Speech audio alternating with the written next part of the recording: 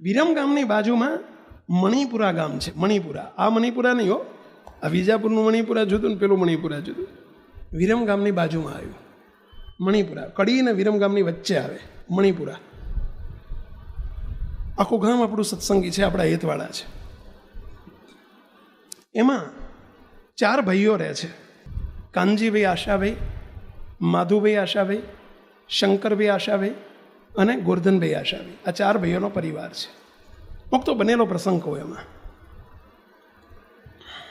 આપણે સુરત મંદિરની પ્રતિષ્ઠા થઈ ડિસેમ્બરમાં.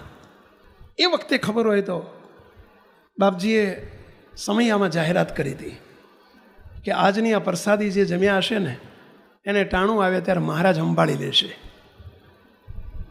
આવી જાહેરાત કરી હતી, આશીર્વાદ આપ્યો હતો. મુક્તો એ સમયામાં બન્યું એવું કે આ મણિપુરાના આ 4 ભાઈઓનો આખો પરિવાર સ્વામિનારાયણનો સત્સંગી.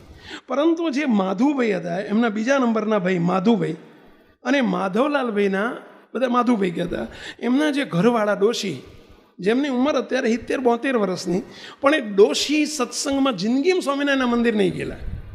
સ્વામિનારાયણનો વિરોધ કરે. છીંકણી કહે, છીંકણી પહેલાંના જમાનામાં ડોશીઓ તમે જોઈએ છે. છીંકણી ઘસે ને છીંકણી ઊંઘે ખરા ને ઘસે ખરા. પેલો પાવડર, પેલો છીંકણીનો પાવડર આવે, ખબર હોય તો જોઈએ છે કોઈએ ઘણાએ. અને છીંકણી ઘસે.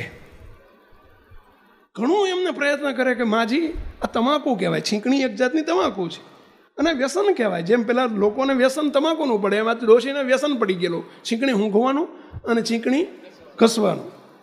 સમજ્યા? પેલી 5 ફોટા છીંકણી આવતી. 5 ફોટા તમે નામ સાંભળ્યું હશે.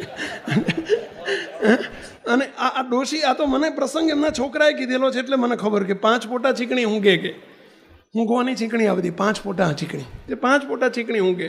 જેમ તમારે 4 ભાઈ બીડી આવતી ને વિજાપુરની, એમ આ 5 ફોટા છીંકણીવાળા કહેવાતા. અને એમની છીંકણી ઊંઘે. હવે જિંદગી પર્યંત છીંકણી ઊંઘેલી, છીંકણી ગઈ. હું કે મારું સ્મશાનમાં જઈશ ને તો મારી છીંકણી નહીં જાય. અને સ્વામિનારાયણનું નામ નહીં લીધેલું. પરંતુ એ ડોશી સમયામાં ત્યાં એમને પેલો ત્યાં એમના દીકરા બધા ત્યાં રહે છે. બધા એના 4 ભાઈના છોકરા સુરત રહે છે. અને આપણા આગેવાન હરિભક્તો છે. એટલે એમના કહેવાથી ડોશી સમયામાં આવેલા. એ કે જો હું સમયામાં આવું બધું કરી પણ છીંકણી નહીં મૂકવો, ડોશી છીંકણી નહીં મૂકવાની, બસ પણ તમે આવો. પ્રસાદ લીધો ને એમાં પેલા આશીર્વાદમાં આવી ગયા કે આ સમયાની જે પ્રસાદી જમ્યા હશે એને સ્વામિનારાયણ ભગવાન તેડવા આવશે.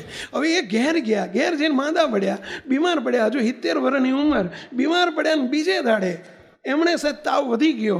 બીજે દાડે બપોરે 12 વાગે સ્વામિનારાયણ ભગવાન અબજી બાપા અને બાપજીના સંતોના દર્શન થયા. અને ડોશી બોલ્યા, આ સ્વામિનારાયણ ભગવાન આવ્યા છે, અબજી બાપા આવ્યા છે, આ બાપજીના દર્શન થાય છે મને. અને મને એમ કહે છે કે 4 કલાક પછી 4 વાગે અમે તેડવા આવશું. તે હું શું કહું? એમના બોલે માધુભાઈ એમને પૂછે, હું શું કહું? તમે મને કોઈ કહું, હા પાડું કે ના પાડું? માધુભાઈ કે તને તેડવા આવે જ નહીં, પણ તું આ સુરતમાં આવી હતી ને પૂછતો ખરો કે હું તો છીંકણી કહું છું. તે પૂછ્યું, હું તો છીંકણી કહું છું ને મને કેવી રીતે તેડવા આવશો? ત્યાં કે આ તમે સુરતના પ્રતિષ્ઠામાં પ્રસાદી લીધી હતી ને, તમે આવી ગયા હતા ને, આશીર્વાદમાં આવી ગયા હતા ને. જ્યારે હાગમઠે નોતરું હોય કોઈને જોજો તમે.